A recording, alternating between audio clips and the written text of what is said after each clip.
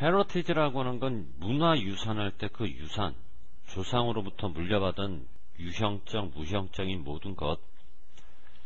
그런데 이제 유산이라고 하는 것이 관련이 있는데 뭐와 관련됐나? 방식들과 관련됐어. 어떤 방식? 이런 방식.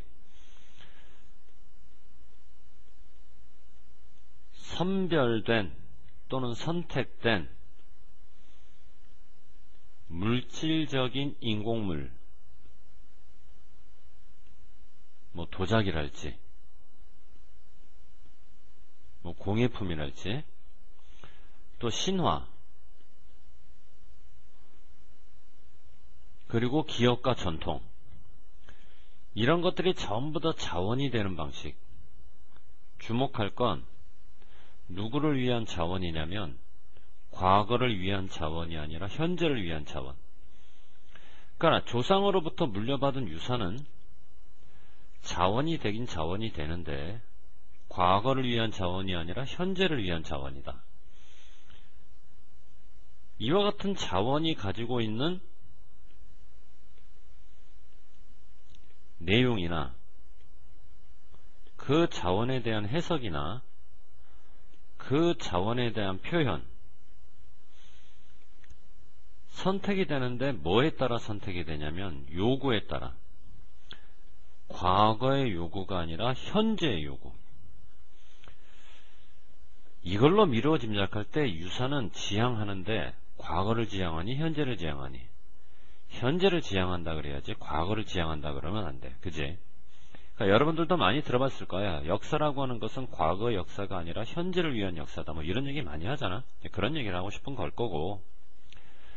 그래서 이제 과거라고 하는 것은 제공을 하는데 뭐를 제공하냐면 자원. 누구에게 자원을 제공하냐면 유산에게. 과거가 유산에게 자원을 제공하면 유산은 전달이 되는데 미래로 전달이 된다. 근데 여기서 의미심장한 건 과거 앞에 상상된 과거, 미래 앞에 상상된 미래, 이런 말을 썼네. 미래니까 상상된 미래다, 이거는 그렇게 어색할 게 없는데 과거인데 왜 상상된 과거다 이런 말을 썼을까? 이게 좀 어색하단 말이야. 자, 왜 이런 말을 썼는지는 좀 이따 보도록 하고, 여기서 중요한 건 비동사 다음에 투부정사가 붙었다는 거지. 이렇게 비동사와 투부정사가 결합한 걸 우리가 보통 비투형법이라고 하고, 비투형법의 해석 방법은 세 가지가 있다는 거 아마 여러분들 알 거야. 나한테 배워서. 결론적으로 여기서 말하는 비투형법은 세 번째 번역이 제일 좋아. 할 수 있다. 가능으로. 그래서 이거를 가지고 번역을 다시 해보면 상상된 미래로 전달될 수 있는 유산, 이 정도로 번역해주면 돼. 이렇게 해서 전통이 가지고 있는 기능, 전통이 가지고 있는 의미, 전통의 의미와 기능이 정의가 될 때는 항상 과거에서 정의되는 게 아니라 현재 정의가 된단 말이야. 유산은 현재 요구에 따라서 자원을 선별하고 정의한다. 유산은 현재의 요구에 따라 자원을 선별하고 정의한다. 유산이라고 하는 건 관련이 있는데 의미와 관련이 더 많지. 뭐보다는? 물질적 인공물보다는 의미와 관련이 더 많다. 전자는, 그럼 전자라고 하는 것은 먼저 거론된 대상이기 때문에 의미를 얘기하지. 전자가 뭐를 주냐면 가치를 줘. 문화적 가치가 됐든 재정적 가치가 됐든 누구한테 가치를 주냐면 후자한테 가치를 준다고. 그럼 후자라고 하는 것은 두 번째 거론된 것이기 때문에 물질적 인공물을 얘기해.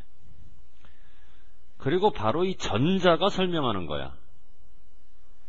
즉 의미가 설명을 하는 거지. 의미가 뭐를 설명하나? 그들이 선택될 수도 있고 그들이 버려질 수도 있는 이유를.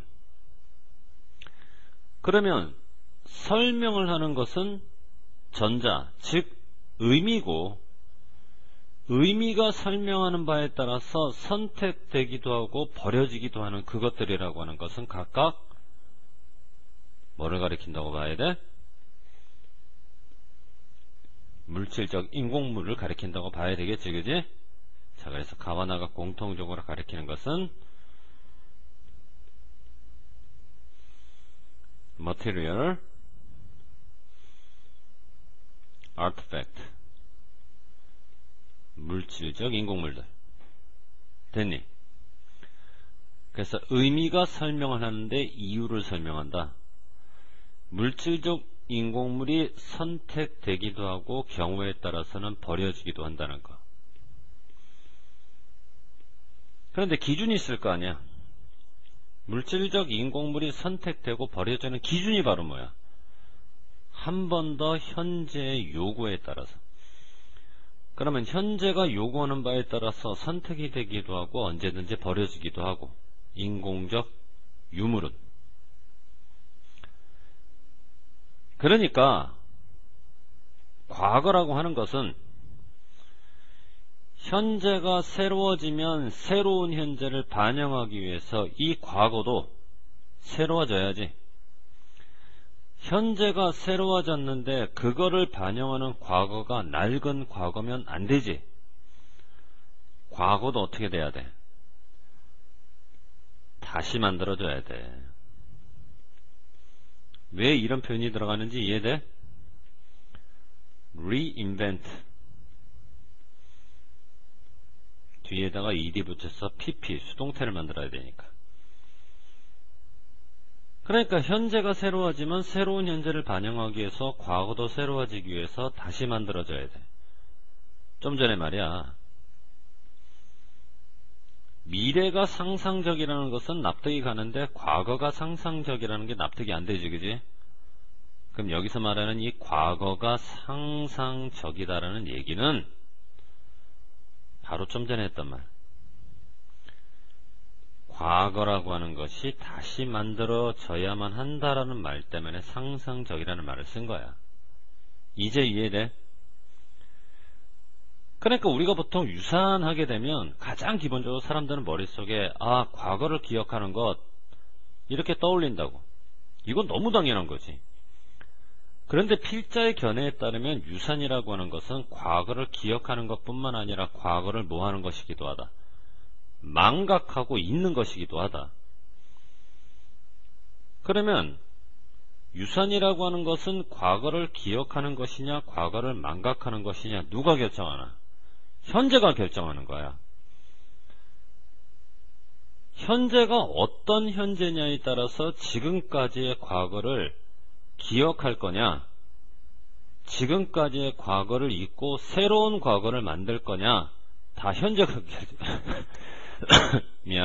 현재가 결정한다는 거지. 필자는 여기서 뭐를 강조하고 싶냐면 유산이라고 하는 것은 사실 기억이라기보다는 망각성을 가지고 있다라는 얘기를 하고 싶고, 이 망각성의 근거로 드는 게 바로 두 가지야. 현재의 요구에 따라 자원을 선별 정의할 수가 있고, 현재의 요구에 따라서 인공물은 버려질 수도 있다라는 거지. 그러면 이 두 가지가 전부 다 뭐의 근거냐면은 유산의 망각성을 설명하기 위한 근거라면, 이 두 가지 근거를 연결할 때 우리가 대조관계로 연결할 수가 없다라는 얘기지. 그래서 더욱이 게다가 해당하는 further가 나와야 된단 말이야. 이해되니 무슨 말인지? 근데 이제 문제는 시험에 further 대신에 다른 말로 치환될 수가 있다라는 얘기잖아. 다른 말로 어떤 단어들로 치환될 수가 있나? 더욱이. moreover,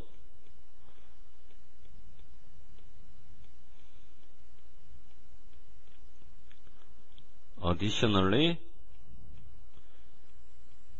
what's more. 뭐 이런 말로 치환이 돼도 마찬가지라는 얘기야. 주의를 좀 해줬으면 좋겠다는 얘기고, 그죠? 됐죠?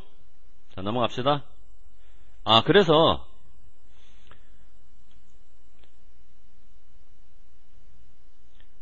결국 유산이라고 하는 것은 과거와 관련이 있는 게 아니라 현재와 관련이 있기 때문에 여기서는 현재 지향적이다 라고 얘기를 하는 거지. 현재를 거부하거나 주저한다 라고 얘기하면 안 되고, 그래서 이제 현재 지향적 유산에 관한 글이 바로 이 글이다 라고 얘기하면 되는 거야. 되었죠?